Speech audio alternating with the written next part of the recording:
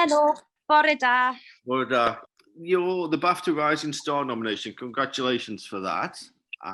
Thank you. In my eyes, Morfydd, you've been a rising star for a few years, and with St Maud, you've made it. And for me, this is your breakout role. So, of all the people you've had worked with up to the point of shooting St Maud, who would you say has had the biggest influence on you? I would say it is Gary Owen. I've been really lucky to be in 2 plays of his, and one of which was kind of my first play in London. I'm sorry, that was my alarm to make sure that I don't forget to do things. Mine was the same alarm 20 minutes ago. I have to keep it going, but I have to keep it on snooze, otherwise I get distracted. Anyway, yeah, it was so. That play, Violence in the Sun, was really life-changing for me, because I think it was just the most amazing play and the most brilliant character, and was also kind of about lots of things that I was very interested in terms of kind of consent and the legacy of our parents and grandparents things, and also being on stage in London. It was kind of like, oh, I'm actually on stage in London. And then I did the Cherry Orchard in the Sherman, and that was just that was like being on the stage that I'd seen plays on all through my childhood, and that was also a wonderful thing about it was a version of the Cherry Orchard, which was set in Wales in the 80s, and kind of coming from a family that's kind of been on the same land farming it for generations but don't own it. It was kind of like there's so much of that in Wales. So I'd say Gary Owen, and he's just, I think lots of people who've worked with him would say that actually, because he's very, very, he champions everyone he works with. And following on from that, I mean, do you still admit then to feeling imposter syndrome when it comes to your acting career now with all these award nominations you're getting? Yes, yeah, I definitely do. And the thing is though, that like a bit of imposter syndrome in this career is kind of sanity, I feel, because so much of it is luck and like I seem to like, obviously there's been loads of Welsh actors before, but like there's Wales is being paid attention to, and there's loads of stories coming out of Wales and stuff being made in Wales and things, which kind of I'm like, oh my gosh, the time to be a young Welsh actor. But yeah, it's kind of, I'm trying to find a balance between being like, yeah, I did deserve to get that, but also I think particularly with a character like Maud, where I really feel that Rose wrote a character that would have been very interesting no matter who played it in a way, and I was kind of very lucky to be the one to kind of show my version of it. But yeah, I feel much less imposter syndrome on stage than filming. I think it's just because it feels just more real in general, and you have a reaction back, whereas there's much more time to just go mad in your head. So there's like really loud banging. I don't know what it is. Can you hear it? It's probably the ghost. Yeah. Yeah. So how are your friends and family then dealing with all your, I mean, also you've been acting for quite a while now, and obviously they're used to you being an actress. But how are they dealing with all the accolades you're getting thrown at you, and obviously with Maud, and obviously the thing you're working on now, and obviously the previous things you've worked on? How are they all dealing with it? Well, my mum and dad, I think, are kind of seeing it as a nice distraction from everything. So they've been very on top of everything I've been up to, and kind of like, oh my gosh, chill out. But it's lovely. I'm really lucky that I've got a really close-knit group of friends from like primary school, and they're really happy for me, but also not that interested in kind of lots of it, and kind of have come to see me in 3-hour plays and been a bit like, well done, but it wasn't really long. So I don't think much has really changed. But yeah, it's really nice. I think my parents are relaxing a bit, because I think it is frightening when your children go into a kind of very uncertain area of work. But to be honest, I think the millennial existence is quite uncertain anyway. I feel that lots of my friends who did very sensible degrees are kind of in the same type of like, when's the next thing coming type of place.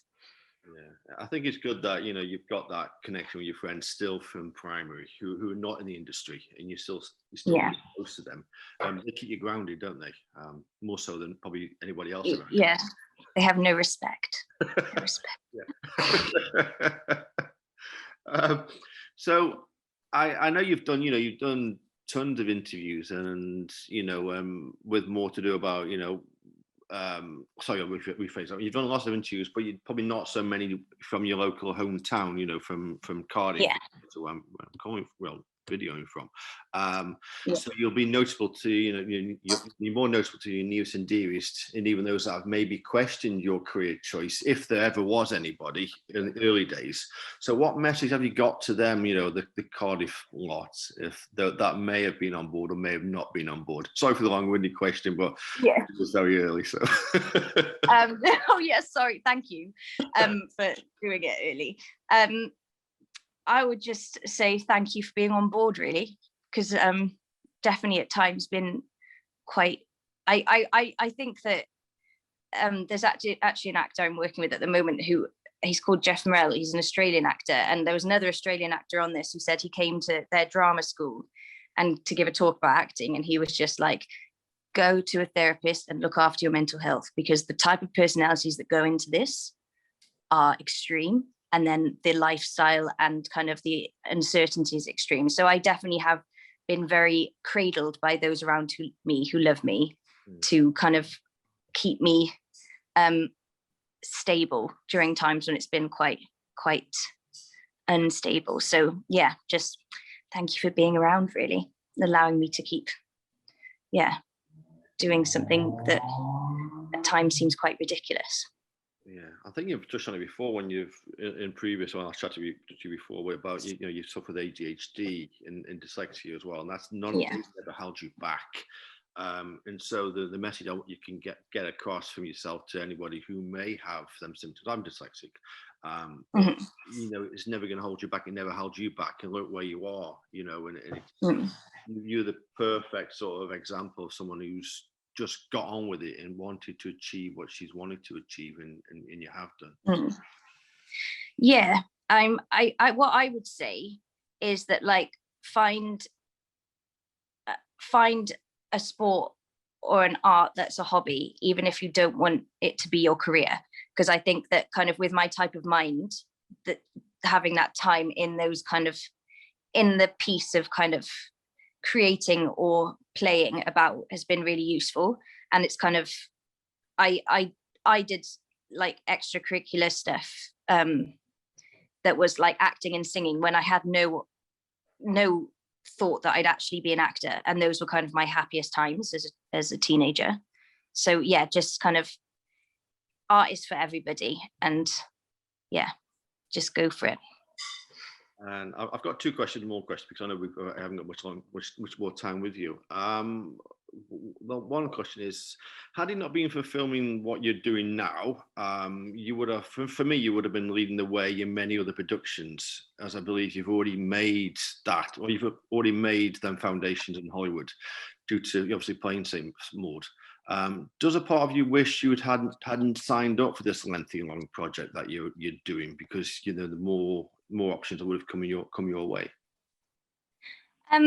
I am finding this new stage of my career where I have the luxury of choice inducing, because just you have different paths that could happen. But in terms of I've never done a series, and I'm kind of really enjoying the like new challenge of that, because it is the long game. And also kind of I love series. Like I love films, but I'm always sad when they're done. 2 hours is kind of like, I'm always like, where's the sequel? Is there a prequel to this? Yeah. And so like I'm really glad to be a part of something that I've like loved. So I'm like, at the moment I'm obsessed with Black Sails and The Last Kingdom, and Black Sails only had 4 series, which is sad. And the last question is just a quick one. Wales, we want Wales to get behind you to vote for the BAFTA award. What message have you got for the Welsh people to sort of? I mean, I'm not saying to not force them to get ahead and vote. I mean, I will links, but you know, if you had to give it in a short sentence about, you know, why vote for Morfydd Clark. I don't know if it's why vote for Morfydd Clark, but I just feel that I'm far away from home at the moment, and I've kind of been living away from Wales for a long time, and I do really feel that, like, if I hadn't been Welsh, I very well may not have pursued acting or kind of had so many of the experiences within the arts that I have. And so it's kind of, I'm just really grateful for, the privileges of being Welsh that I had no concept of growing up there. And they're now so much more apparent. So it's kind of just more like, I'm just really thankful to have, grown up in Wales. That's fantastic reply. Thank you. Thank you for your time.